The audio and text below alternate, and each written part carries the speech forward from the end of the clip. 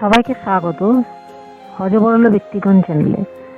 আজকে আমি যার কথা বলবো তিনি হলেন রেজিনা চৌধুরী বন্যা, একজন বাংলাদেশি রবীন্দ্রসঙ্গীত শিল্পী। তিনি বাংলাদেশের সর্বোচ্চ বেসামরিক পুরস্কার স্বাধীনতা পুরস্কার এবং ভারতের চতুর্থ সর্বোচ্চ বেসামরিক পুরস্কার পদ্মশ্রী 2024 সহ অনেক পুরস্কার তিনি জিতেছেন।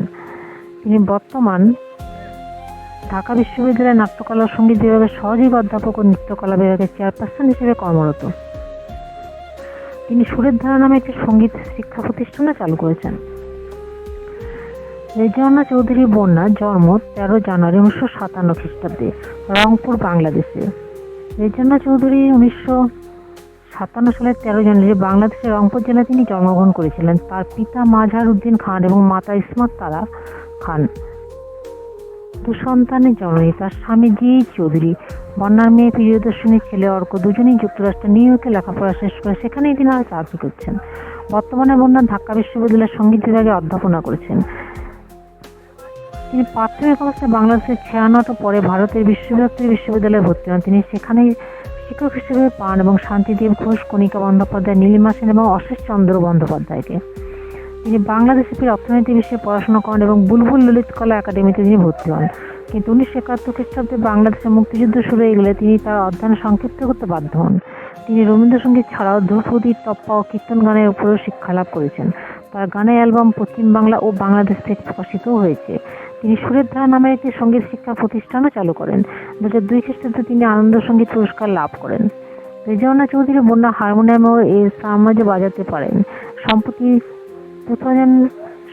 2021 সালে তিনি সঙ্গীতের উপর তার পিএইচডি গবেষণা সফলতার সহিত ঢাকা বিশ্ববিদ্যালয়তে তিনি সম্পন্নও করেছেন।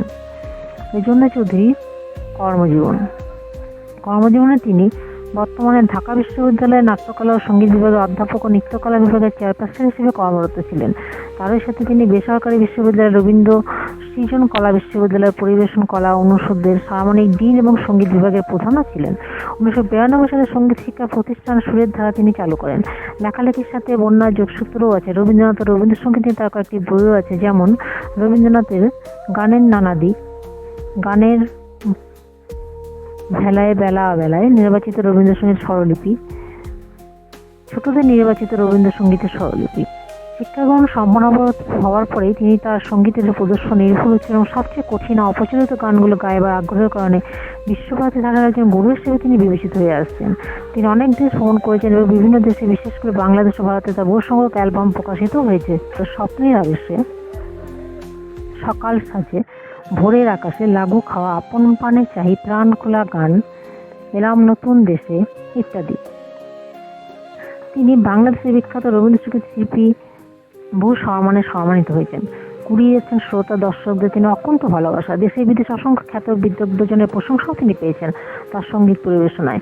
বহু পুরস্কারও তিনি ভূষিত হয়েছেন।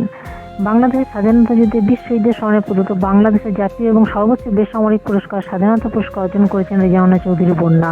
সাহিত্য সংস্কৃতির ক্ষেত্রে কাজের অবদানের স্বীকৃতি হিসেবে তাকে 2016 সালে স্বাধীনতা পুরস্কার সমন্বয়ে ভূষিত করা হয়েছিল। ভারতের পশ্চিমবঙ্গ রাজ্য সরকারের সর্বোচ্চ পুরস্কার বঙ্গভূষণ পদক দিয়ে তিনি সম্মানিত করা হয়েছে। 23 মে 2017 সালে সন্ধ্যায় কলকাতায় নজরুল মঞ্চে রবীন্দ্রসঙ্গীত শিল্পে 2017 সালে বঙ্গভূষণ পুরস্কার তুলে দিয়েছিলেন রাজ্যের মুখ্যমন্ত্রী মমতা বন্দ্যোপাধ্যায়। পদ্মশ্রী ভারতের চতুর্থ সর্বোচ্চ অসামরিক সম্মান। শিল্পকলা, শিক্ষা, বাণিজ্য, সাহিত্য, বিজ্ঞানে, খেলাধুলা, সমাজসেবা, সরকারি ক্ষেত্রে বিশেষ অবদানের জন্য ভারত সরকার কিন্তু এই সম্মান প্রদান করেন। রেজিনা চৌধুরীকে 25 জানুয়ারি 2024 সালে এই সম্মানে ভূষিত করা হয়েছে। বিশিষ্ট নজরুলের সঙ্গে শিল্পী ফিরোজা বেগমের স্মৃতি রক্ষার্থে ঢাকা বিশ্ববিদ্যালয়ে ফিরোজা বেগম স্মৃতি স্বর্ণপদক ট্রাস্ট ফান্ড কর্তৃক পরিচালিত ফিরোজা বেগম স্মৃতি স্বর্ণপদক ও পুরস্কার 2017 সালে পেয়েছেন তিনি এই প্রখ্যাত রবীন্দ্রসঙ্গীত শিল্পী। ভারতের পশ্চিমবঙ্গ সংস্কৃতি মন্ত্রক প্রদত্ত সঙ্গীত সম্মান পুরস্কার পেয়েছেন বন্যা 2013 সালে। 2002 সালে তিনি শ্রেষ্ঠ নারী রবীন্দ্রসঙ্গীত শিল্পী হিসেবে আনন্দ সঙ্গীত পুরস্কারে ভূষিত হন, যা পরের বছরও লাভ করেছিলেন। 2011 সালে রবীন্দ্রনাথ ঠাকুরের 150তম জন্মবার্ষিকীতে সিটি ব্যাংক এনে প্রদত্ত গানে গানে গুণীজন সংবর্ধনাও তিনি পেয়েছেন। City cell channel I music অ্যাওয়ার্ডও তিনি পেয়েছেন।